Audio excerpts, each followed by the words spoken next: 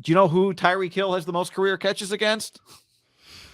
I'll give you one guess. I'm going to go the Raiders. The Raiders, John. The Raiders. Yep. The most. He's Chargers right there, right behind. And, no shocker. They're in the division. How many career do you have how many career scores he has against those old Raiders? Yeah, and it's actually shockingly low. This says it's 10. I'm sorry. This says it's 7. 7. Yeah. Does that sound right to you? He's been on the team since 2016, so that's 7 seasons. Maybe he's fell out of bounds a couple times. It feels like. I mean, do you have his stat line over the games? Yes. But it's 1 second here. How do you even do this? Where the hell are they? Do you go to stat preferences? How do you even how do you siphon the team? It's 6. You go to splits. You go to splits. So 11 games.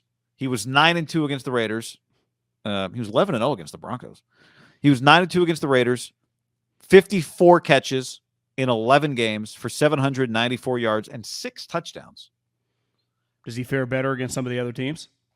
Not much. I mean, the Chargers was basically the same. 53 catches for 800 yards, so almost identical, and 7 touchdowns. Really identical, basically. Yeah. Chargers. So Denver. Yeah, too? But that feels low. 6 touchdowns feels low. But that's part of the deal. Is him being there just creates all kinds of other problems that don't show up in the box score. Yeah, I mean those. You'd say Kelsey too. I mean, have eviscerated these guys. I'd say the Raiders. I was having this thought over the last couple of weeks, like. This is obviously before Tyreek Hill's no longer on the team. I was going to pick the Chiefs to win the division. And then, at least to win double-digit games. Like, to me, the Chiefs were a playoff team. Now, maybe one of those other 3 teams wins 12 games and the Chiefs win 11. But there is going to be a team in the AFC West, the Raiders, Chargers, or the Broncos. And I'm talking to Bill Romanowski today in the gym, and he's just singing poetic how good Ziegler is and the Raiders, and I'm agreeing. And then I'm like, the O-line sucks. Alex Leatherwood is terrible. And I'm like, they got Bosa and Mack. But bottom line, my point is there is going to be a team in this division, and I guess it could be the Chiefs. You would say, based on Andy's history, very unlikely, that's going to go 8-9. But that 8-9, I bet they were in 14 of the 17 games. It's going to be like, fuck, we easily could have been. That's just going to happen. More than likely, right? Wouldn't you agree that there's going to be a team in this division that misses the playoffs, but it doesn't go like 3 wins, but goes like 8-9, 9-8, and it's a devastating debacle. Especially if it's the Broncos, Chargers, or Raiders, given how they've moved all their chips in the table. The Chiefs could handle a year back, but I'm going to assume the Chiefs are going to win 10-plus games. But it could be the Raiders, and maybe their fatal flaw is DBs and O-line. Maybe the fatal flaw of the Chargers is their reckless coach. Maybe the fatal flaw of the Broncos is Nathaniel Hackett's not a very good coach. But one of these teams, we don't know which one, is going to underachieve in the sense of their record. And, it could be the Raiders, could win 12 games and win the division. But, they all feel better about themselves today. But to me, that doesn't change in the sense that one of these teams is a lock to underwhelm because it's impossible for them all to win 10, 11 games, right?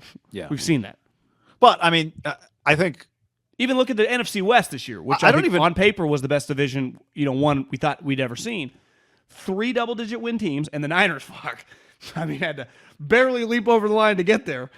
And the Seattle was a debacle, and it actually wasn't. It's still 7-10. Wasn't that bad. Joseph on the stream says more likely Denver. I agree that it's most likely Denver. I'm betting on Russ coming back better, but Russ wasn't great in the second half of last year, and they have a first-time head coach. I'm with you. The Chargers have flaws with their head coach, but they still went 9-8, and Justin Herbert's just incredible. Their best roster, I'd say, in the league on paper right now. Their roster, yeah. So, and I think Josh McDaniels is going to be a very good coach. I think Davante is going to fit right in. You're right, though. Offensive line, who knows? The other X factor, and I don't like even mentioning this when it comes to predictions because, yeah, we all agree. But if there's one injury, that throws the whole thing off to a quarterback, These teams have any picks thinking about it? Feels like a lot of them have traded picks, right? So they're not going to be as active. I mean, Kansas City has 2 ones. Okay, well, they're the team. The Raiders do not. The Broncos do not. the Chargers traded away a 2 for Max. They do, but they only have 1 pick in the top 80, right? So it just shows you the These Chiefs are the teams. But the Chiefs are the only team that kind of went the other way. Everyone else put their chips in the middle of the table, which I like, and they should have. Yeah. Yep. So maybe the Chiefs zigged when everyone else was zagging. Get worse, and it'll. Or just throw you off and just make you not take us as seriously, and then we just throw bombs. Well, did it feel like the Chiefs had like a beginning to end really good year last year? Was really weird for 2 months. They went 12-5. Remember, it was like, is the Chiefs dead? October 18th? That was like a topic, just in mid-October. It's like, has Andy lost his Mahomes? And then it was like, yeah, they won their 6th straight division, and we're kicking ass going into the halftime of the AFC Championship game, which they hosted. I do wonder if there's any possibility for that game to have repercussions this year. In the same way, losing the Super Bowl with the handoff, with not handing it off to Marshawn, had repercussions for the Seahawks. Well, what's the easiest way to get away from repercussions is get some people out of there and just do some reset, get some new blood. The difference is the Seattle rolled it back for a couple years and it kept getting weird.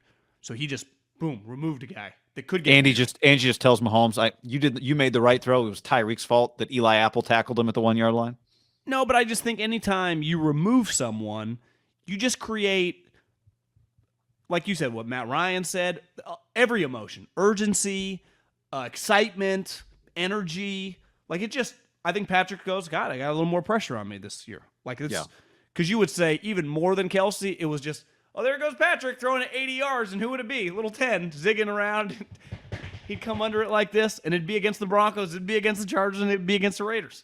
How many games was that legendary, epic Charger game where they're like getting their ass kicked, and then him and Kelsey, remember like Hill caught this ball across the middle and took off and like tied it into overtime, and it was like, is there no one else in the league? Davante couldn't have done that. What he did, and that was when he did this. Remember, like the 5, and that got him into overtime?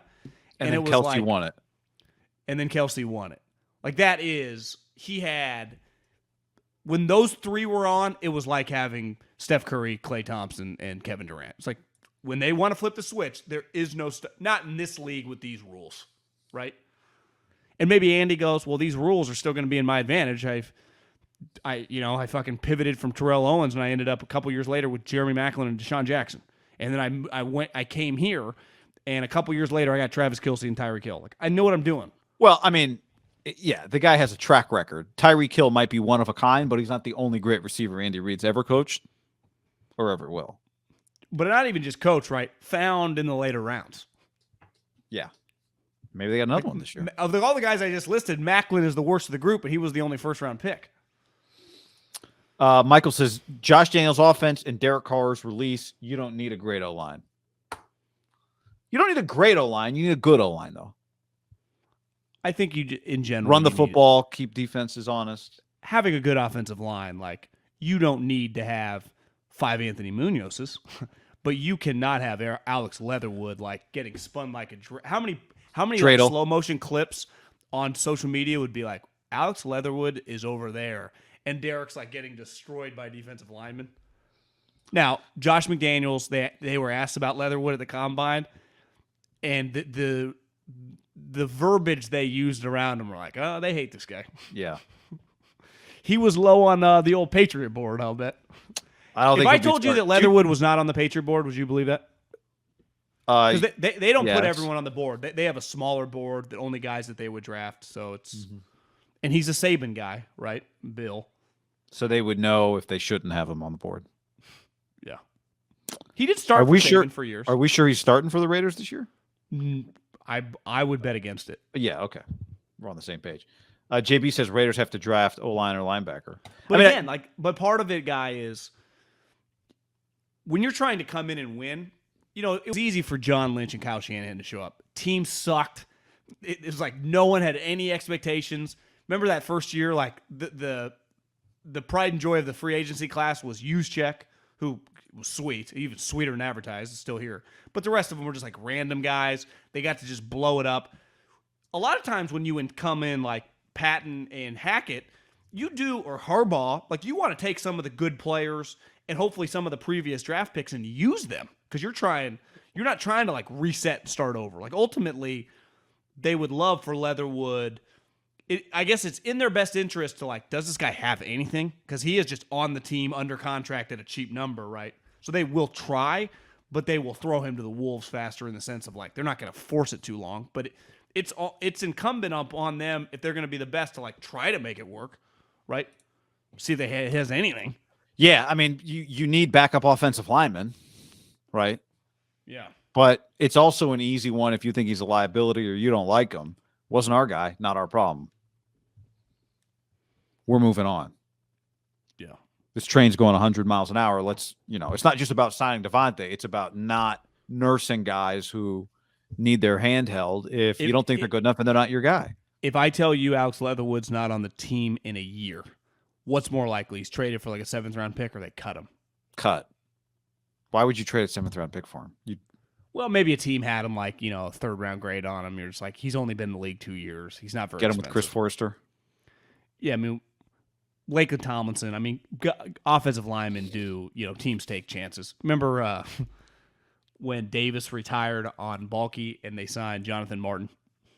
I do remember that. So it's just when you have quote-unquote draft grades and size, like physically he does have size, teams, they might be able to get like a 7th.